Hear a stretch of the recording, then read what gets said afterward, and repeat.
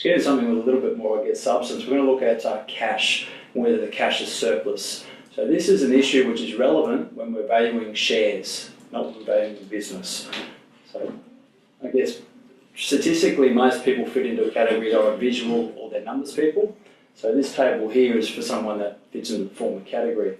So what we generally are asked to value is one of two things. It's either going to be equity value, being share value, or it's going to be the enterprise or the business value. So where it comes to lawyers or people like Richard, that's generally what they're asking us to do. So we're looking at the dark grey there, which is the enterprise value, and that's probably the most common when we're in the pre-insolvency space. So we want to transfer a business out of one entity into a new entity under a legitimate Phoenix operation, and they come to someone like us to determine what is an appropriate valuation.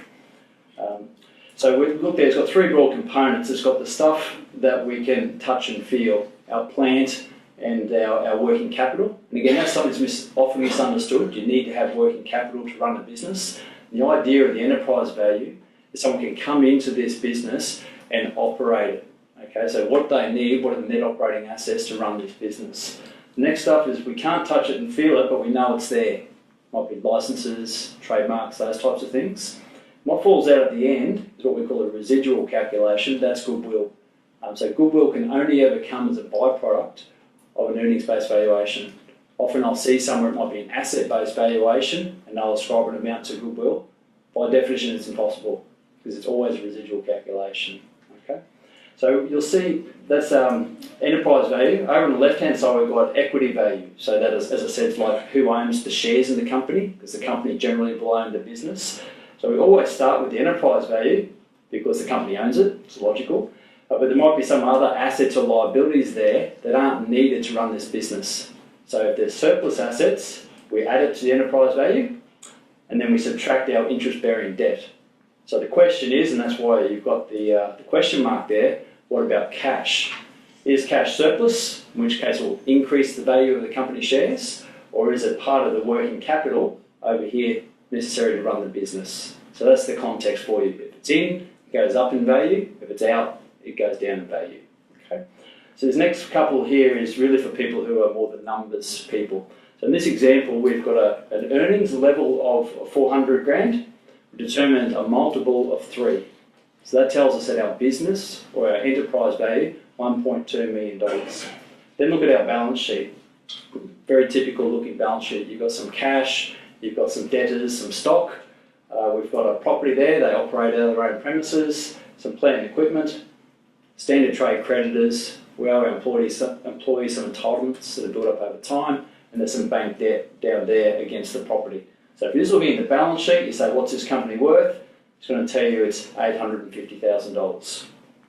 So it's in a very simple table here, looking at what happens if the cash is surplus, or if we say that the cash is part of the working capital. So we've determined we've got our enterprise value, or our business value, 1.2.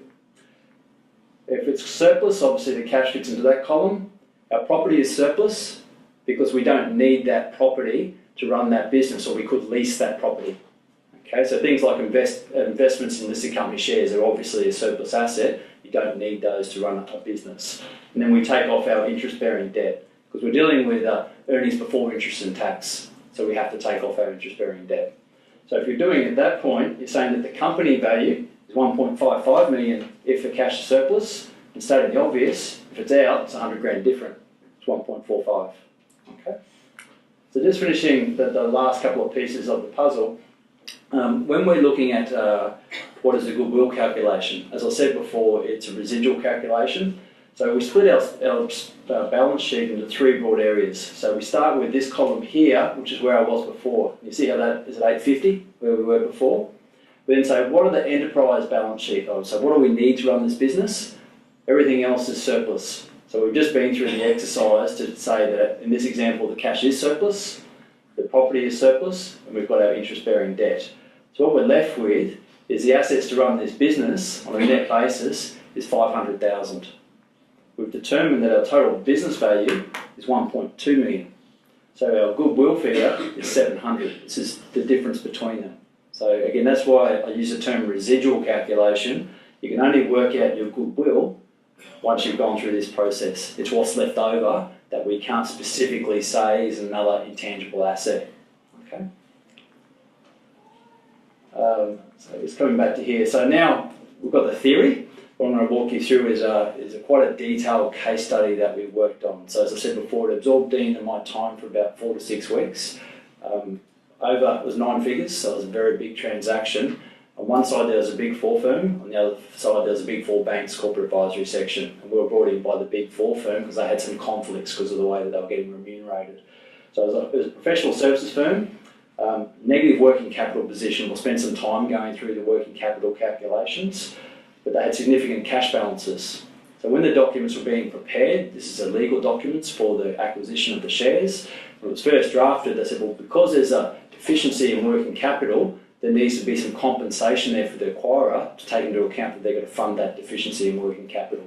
So that was put to us, is that a reasonable proposition? And could, in fact, we look at it and say, well, maybe that cash is in fact surplus, because the party that we were acting for, so we weren't independent, but we were trying to come up with plausible arguments that would increase the consideration they were receiving. Okay, so you'll see as we go through, there's quite a few $1 million involved in this process. So whenever we're looking at this, we're looking at the valuation of a company, we've got 3 broad choices. We say the cash is surplus, some of it's surplus, or none of it is surplus. It's just included in that working capital calculation. So I know there's a lot of numbers up there, but I'll try and just walk you through the framework. So the first thing we looked at is what's the cash balance. Okay, so we analysed it over a 3.5-year period. Over that 3.5-year period, the minimum amount was about 930 grand, which is circled there. It was as high as $3.5 million, and on average is about $2 to $2.2 million along the journey. The next thing we look at is the working capital, excluding cash and excluding prepayments. So I'll talk about prepayments in a moment. You see our worst case position is we had a hole of $5 million during that period.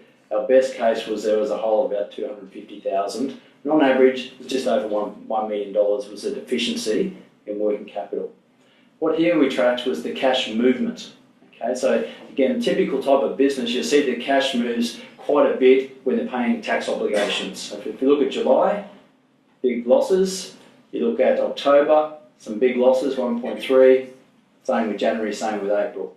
The other thing that was highly relevant in this situation was in July 2013, which is basically this lower period here, this period here, they had a material change to their debtors policy.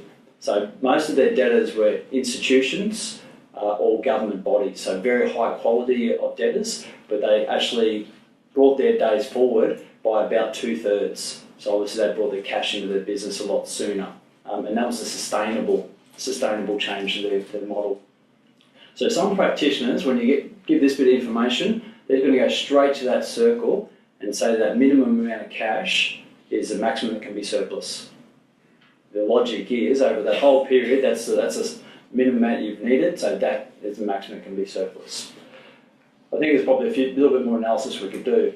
So what we did here, we looked at some of the key drivers of working capital. So the first one we looked at cash, then we looked at prepayments, debtors, and there was a couple of former debtors, and also creditors. We looked at it on 3 bases, so it might be hard to read from back there, but the first column was the average over a whole 12-month period, calendar year from January to December. The second one was looking at the last 6 months, and the last one was dealing the balance as at 31 December. Those are the most recent numbers that we had. You can see that there's some different sort of trends there. So we'll just look at some of them. Our cash balance was quite high when we were at this balance date. Okay? But we saw our prepayments were quite low.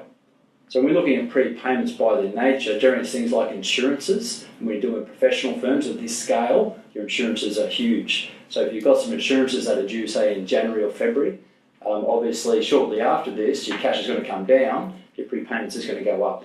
There's also things that we look at, things like after dividends being declared, tax payments and pending, those types of things. The other thing that's quite interesting in this situation was that when you look at the creditors had spiked quite a bit. There was some incorrect allocation to trade creditors. So they ordered a whole heap of capital items that were put into the standard trade creditors that shouldn't have been there.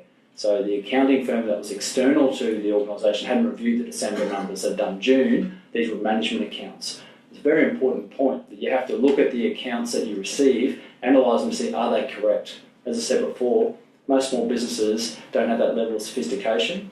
If we didn't go in and identify that and make a subsequent adjustment, we would have got a wrong outcome. And most of the smaller valuations I see, they might take an average of the last 3 years for their earnings, they take the last 2 years balance sheet movement, end of story. And to their credit, I guess they might have some limitations in their budget and the information available to them. But you can see this as an example. The numbers are bigger, but the principle's the same. You'll get the wrong outcome. So the last thing that we did here, I know it might look a little bit busy to a non-accountant, but we look at the working capital composition. So above the line is stuff like cash and debtors. Below the line is our creditors. Okay, so as a general sort of rule, if you have a deficiency in working capital, you need cash to fund that. So by its nature, it's hard to argue that cash is surplus. But one rule of thumb which I quite like as a theory is to look at what's your average working capital requirements over the journey that you've reviewed. Look at the valuation date which you're assessing now. If your cash balance is below that, to that extent, that cash can't be surplus. If it's consistent with it, then arguably it can. So if you look at that red line there, that's the average over the journey that we have. You see here, July, as I mentioned before, material change, improving their debtors, hence improving their working capital position. So we really focus on the period from here afterwards. And if we hadn't picked up that there was an error in that creditor allocation, we would have said that amount there, which is below the line, would have been a deficiency in working capital. Adjusting for that means that the debtors reduce, it stays above the line. We were able to put forward a pretty compelling argument that all the cash should have been surplus. Okay, so the idea here is really just to alert you to the fact, don't go on autopilot, have a look to see how should this be classified. So basically what we look at here is beware of erosion of prepayments, dividends, tax payments. At WMS, our default position, particularly if we've got a smaller item, is say cash is surplus, and then we work backwards to justify our position. But there's no one thing that's definitive. Okay, and as you can imagine, the other side didn't blindly accept, say, well, Aaron at WMS has said that's all surplus, therefore it's surplus, but he gave us a very strong negotiating chip as part of the horse trading in a non-figure transaction.